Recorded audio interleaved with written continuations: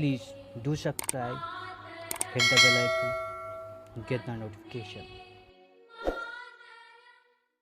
आधुनिक भारत में अब हम लोग देखते हैं रॉलेट एक्ट।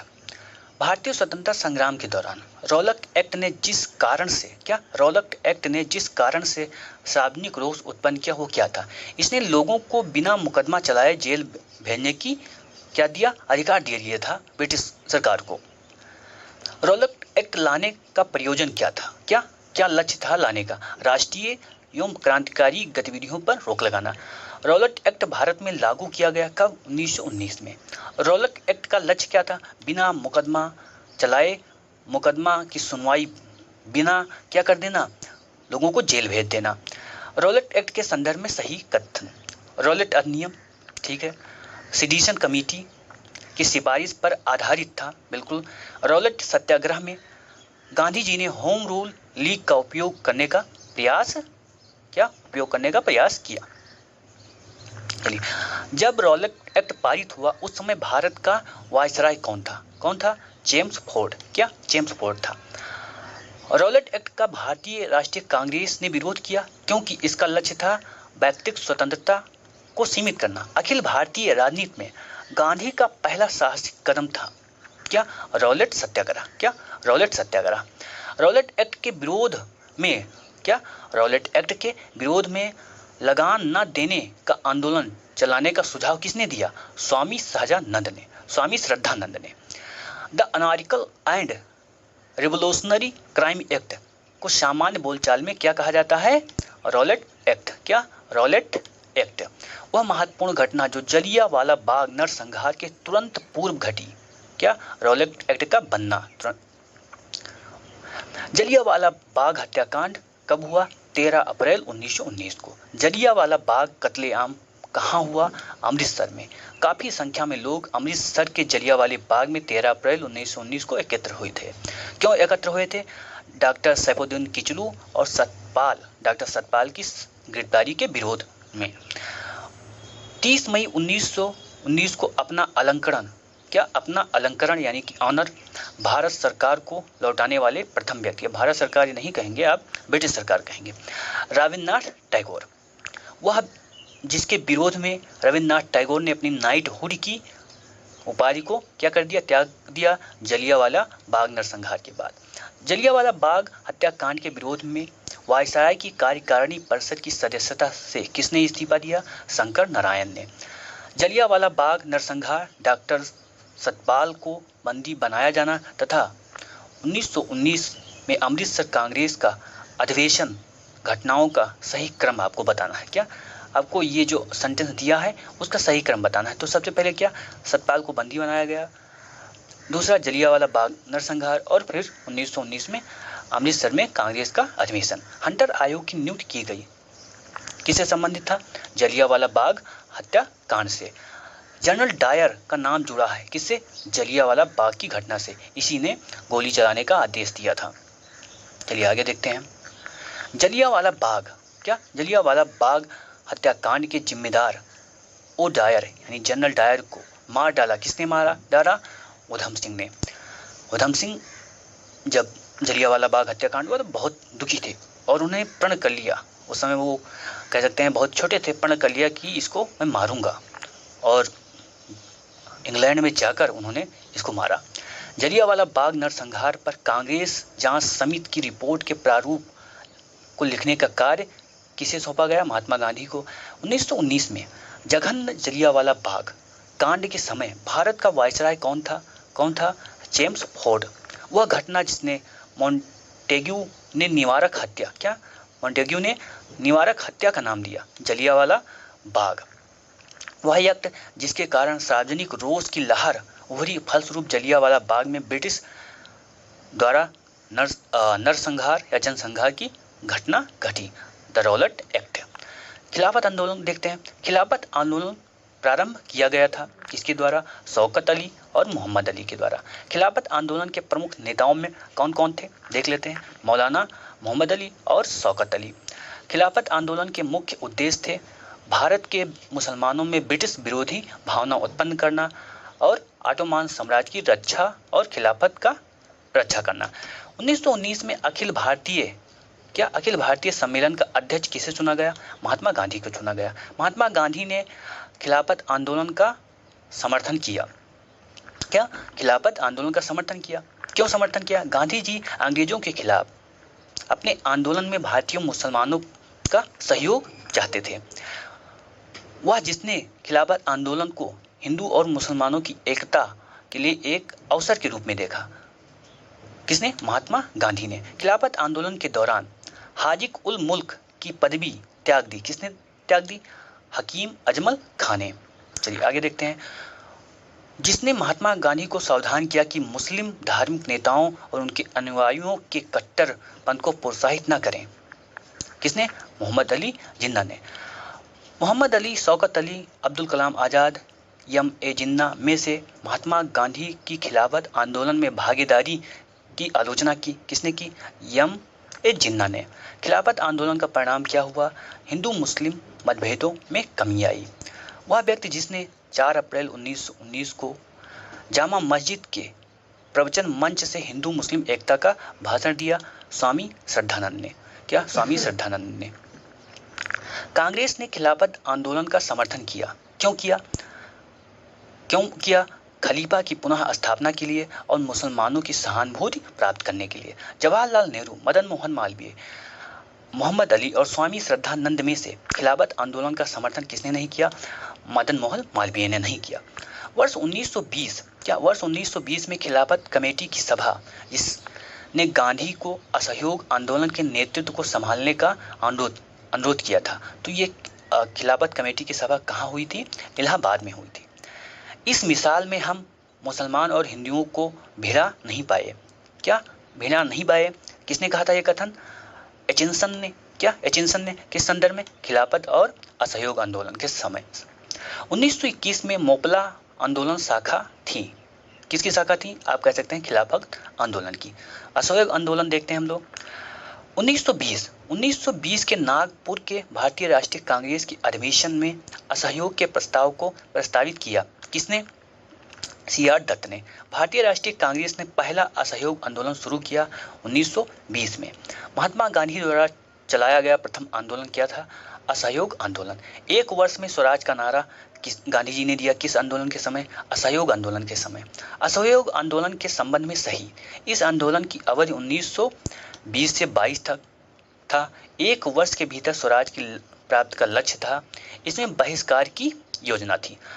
अब असहयोग आंदोलन से कांग्रेस सर्वप्रथम जन आंदोलन बनी। क्या? असहयोग आंदोलन के कारण क्या क्या घटनाएं हुई ये देखिए। कांग्रेस सर्वप्रथम क्या? जन आंदोलन बनी। हिंदू मुस्लिम एकता में वृद्धि हुई और जनता के मन से ब्रिटिश शक्ति का भय क्या हटा। ब्रिटिश सरकार ने महात्मा गांधी को जो उपाधि दी और जिसे उन्होंने असहयोग आंदोलन में वापस कर दिया था, कौन सी उपाधि? कैसर हिंद। मदन मोहन मालवीय, महात्मा गांधी, तेज बहादुर सप्रू, चित्तरंजन दास में से सहयोग आंदोलन के दौरान किसने अपनी वकालत छोड़ दी? चित्तरंजन दास ने। बाल गंगाधर तिलक, लाला लाजपत राय, मोतीलाल नेहरू, चित्तरंजन दास में से वह नेता जिसने असहयोग आंदोलन को समर्थन किया परंतु इसके परिणाम को नहीं देख सका। बाल गंगाधर तिलक। राहुल सांकृत्यायन 1920 के असहयोग आंदोलन में सक्रिय रहे। कहाँ पर? छपरा में। कहाँ? छपरा में। चौरा चौरी कांड का वास्तविक तिथि 5 फरवरी 1922। चौरी चौरा स्थित है कहाँ पर? गोरखपुर में। गांधी जी ने असहयोग आंदोलन वापस ले लिया। किसके कारण? चौरी चौरा कांड के कारण। महात्मा गांधी ने असहयोग आंदोलन को अपनी हिमालय जैसी भूल बताई। किस घटना के बाद? चौरी चौरा घटना के बाद। चौरी चौरा घटना के समय महात्मा गांधी थे कहाँ थे? बरदौली में थे। असहयोग आंदोलन 1920 में प्रारंभ हुआ और ये समाप्त कब हुआ? 1922 में। दिल्ली में 24 फरवरी 1922 को आयोजित अखिल भारतीय कांग्रेस समिति की बैठक में असहयोग आंदोलन वापस लेने के लिए गांधी जी के विरुद्ध निंदा प्रस्ताव प्रस्तुत किया। किसने? डॉक्टर मुंजी ने। असहयोग आंदोलन के स्थगन संबंधी घटनाओं को सही क्रम आपको लगाना है। चौरी चौरा में पुलिस गोलीकांड, उग्र भीड़ द्वारा पुलिस थाना को जलाना, बिल्कुल सही है। और गांधी जी द्वारा आंदोलन का स्थगन और तीसरा क्या है, गांधी जी की गिरफ्तारी। तो ये सभी घटनाएं क्या हैं, घटनाक्रम में सही हैं। अब दूसरा सही क्रम देखिए, चौरी चौरा कांड, बरदौली प्रस्ताव, असहयोग आंदोलन का स्थगन। चलिए 1923-28 के काल में भारतीय राजनीति में क्रांतिकारी गतिविधियों की पुनरावृत्ति का कारण क्या था, गांधी जी द्वारा असहयोग आंदोलन को स्थगन करना। वह जिसने असहयोग आंदोलन के दौरान विदेशी वस्त्रों को जलाए जाने पर महात्मा गांधी को पत्र लिखा और इसकी पत्र लिखा, क्या लिखा पत्र में, यह निष्ठुर बर्बादी है। कौन, रविन्द्रनाथ टैगोर। काशी विद्यापीठ, गुजरात विद्यापीठ, जामिया मिलिया तथा काशी हिंदू विश्वविद्यालय संस्थाओं में से असहयोग आंदोलन के दौरान स्थापित संस्थाएं कौन कौन है, काशी विद्यापीठ है, गुजरात विद्यापीठ है और जामिया मिलिया है। 1921-22 के असहयोग आंदोलन का मुख्य प्रतिफल क्या था, हिंदू मुस्लिम एकता। चलिए कुछ और सुमेलित देखते हैं। 1885 में क्या हुआ, भारतीय राष्ट्रीय कांग्रेस की स्थापना। 1905 में बंगाल विभाजन। 1909 में मार्ले मिंटो सुधार। 1930 में सविनय अवज्ञा आंदोलन। 31 दिसंबर 1929 को भारतीय राष्ट्रीय कांग्रेस का अधिवेशन कहाँ हुआ, लाहौर में। 23 मार्च 1931 को भगत सिंह, सुखदेव और राजगुरु को फांसी दिया गया। 1 अगस्त 1920 को असहयोग आंदोलन आरंभ हुआ। अप्रैल 1919 में रॉलेट एक्ट आया। कथन कारण, महात्मा गांधी द्वारा 1922 में असहयोग आंदोलन स्थगित कर दिया गया। बिल्कुल, इस स्थगन का CR दास और मोतीलाल नेहरू द्वारा विरोध किया गया। क्या विरोध किया गया, ये भी सही है, दोनों सही है किंतु व्याख्या नहीं है। चलिए आगे देखते हैं। स्वराज पार्टी का गठन। भारत में स्वराज पार्टी की स्थापना जिन कारणों से हुई, वह कारण कौन कौन, गांधी जी द्वारा असहयोग आंदोलन का वापस लेना, काउंसिल में प्रवेश करने तथा उन्हें काम न करने को देकर 1919 के भारत शासन अधिनियम का उच्छेदन करना। स्वराज पार्टी का निर्माण करने के लिए कांग्रेस के अध्यक्ष पद से इस्तीफा किसने दिया, CR दास ने। स्वराज पार्टी का गठन किसकी असफलता के बाद हुआ, असहयोग आंदोलन की। मोतीलाल नेहरू और CR दास द्वारा 1923 में एक पार्टी गठित की गई, इसका नाम क्या था, स्वराज पार्टी। मोतीलाल नेहरू स्वराज दल के नेता थे। श्रीनिवास आयंकर, चित्तरंजन दास, विट्ठल भाई पटेल तथा C राजगोपालचारी में से दल में नहीं था। कौन नहीं था, राजगोपालचारी। मोतीलाल नेहरू, CR दास, NG केलकर तथा राजेंद्र प्रसाद में से स्वराज पार्टी से संबंधित नहीं था। कौन, राजेंद्र प्रसाद। देश बंधु के नाम से जाने जाते हैं। कौन, चित्तरंजन दास। स्वराज आम जनता के लिए होना चाहिए, केवल वर्गों के लिए नहीं। ये किसका कथन है, CR दास का। क्या, CR दास का। कांग्रेसी नेताओं द्वारा मॉन्टेग्यू चेम्सफोर्ड रिपोर्ट की निंदा करने पर कई नरपंथियों ने पार्टी को छोड़ दिया। क्या, पार्टी को छोड़ दिया और गठन किया एक नई party, Indian liberal federation party. 16 दिसंबर 1922 को इंडिपेंडेंट पार्टी बनाने का निर्णय लिया। किसने, मदन मोहन मालवीय और मोतीलाल नेहरू ने। सेंट्रल लेजिस्लेटिव असेंबली का प्रथम भारतीय अध्यक्ष कौन था, विट्ठल भाई जी पटेल। वे राष्ट्रीय नेता जो 1925 में सेंट्रल लेजिस्लेटिव असेंबली के अध्यक्ष निर्वाचित हुए। कौन, विट्ठल भाई पटेल। आगे देखते हैं। साइमन आयोग नियुक्त किया गया, कब नियुक्त किया गया, 1927 में। 1928 में साइमन कमीशन भारत में जिस उद्देश्य से आया, क्या उद्देश्य था, प्रशासनिक सुधार के लिए वार्ता करना। साइमन कमीशन का वह सदस्य जो उदारवादी दल का था। कौन, सर जॉन साइमन, जिसके सुझाव पर भारतीयों को साइमन कमीशन से बाहर रखा गया। किसके सुझाव पर, लॉर्ड इरविन के सुझाव पर। कथन कारण देखते हैं। कांग्रेस ने साइमन आयोग का बहिष्कार किया। बिल्कुल, साइमन आयोग में एक भी भारतीय सदस्य नहीं था। तो दोनों सही है और व्याख्या भी है। साइमन कमीशन के संबंध में सही कुछ कथन। इसकी नियुक्ति कब हुई, इसकी नियुक्ति 1901 के क्रियान्वयन के पूछताछ के लिए की गई थी। उसके अध्यक्ष कौन थे, सर साइमन थे। उन्होंने संघीय सरकार की क्या दी, संस्तुति दी और भारतीय नेताओं ने इसका क्या किया, विरोध किया। साइमन कमीशन की सिफारिश के संदर्भ में सही कथन। इसने प्रांतों में द्वैत शासन को उत्तरदायी सरकार द्वारा प्रतिस्थापित करने की संस्तुति दी। पंजाब केसरी की उपाधि किसे दिया गया है, लाला लाजपत राय को। 1918 में लाहौर में लाला लाजपत राय के नेतृत्व में साइमन कमीशन का क्या विरोध आयोजित किया गया था। साइमन कमीशन में एक भी भारतीय सदस्य नहीं था, तो दोनों सही है और व्याख्या भी है। नेहरू रिपोर्ट तैयार की थी किसने? मोतीलाल नेहरू ने। राजगोपालचारी, सरदार पटेल, पंडित मोतीलाल नेहरू, गोविंद बल्लभ पंत, सर तेज बहादुर सप्रू, जयकर तथा जवाहरलाल नेहरू और जगजीवन राम में से सर्वप्रथम भारत के एक औपनिवेशिक स्वराज की मांग किसने की? तेज बहादुर सप्रू और जयकर ने। भारतीय स्वतंत्रता आंदोलन के काल के संदर्भ में नेहरू रिपोर्ट में अनुशंसा की गई। अल्पसंख्यकों हेतु आरक्षित स्थानों के लिए संयुक्त निर्वाचन क्षेत्र, संविधान में भारतीयों के लिए मौलिक अधिकारों का प्रावधान। वर्ष 1928 में इंडिपेंडेंस फॉर इंडियन लीग का गठन से संबद्ध थे कौन? जवाहरलाल नेहरू और सुभाष चंद्र बोस। चलिए साइमन कमीशन के बारे में और देखते हैं कुछ। साइमन कमीशन भारत आया 1928 में। साइमन कमीशन के आने के विरुद्ध भारतीय जन आंदोलन हुआ, क्योंकि साइमन कमीशन में कोई भी भारतीय नहीं था। कोई भी भारतीय नहीं था। नेहरू रिपोर्ट की अध्यक्षता में एक कमेटी तैयार की गई।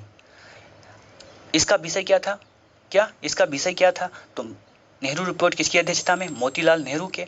और विषय क्या था? भारत में संवैधानिक व्यवस्था। मुस्लिम लीग के जिस अधिवेशन में जिन्ना ने 14 सूत्रीय प्रस्ताव रखा, किस अधिवेशन में? 1929 में दिल्ली में मुस्लिम लीग का अधिवेशन हुआ, उसमें कांग्रेस दल की उग्र शाखा ने जिसके एक प्रमुख नेता जवाहरलाल नेहरू थे, इंडिपेंडेंस फॉर इंडियन लीग की स्थापना की। वह लीग स्थापित हुई नेहरू रिपोर्ट के विरोध में।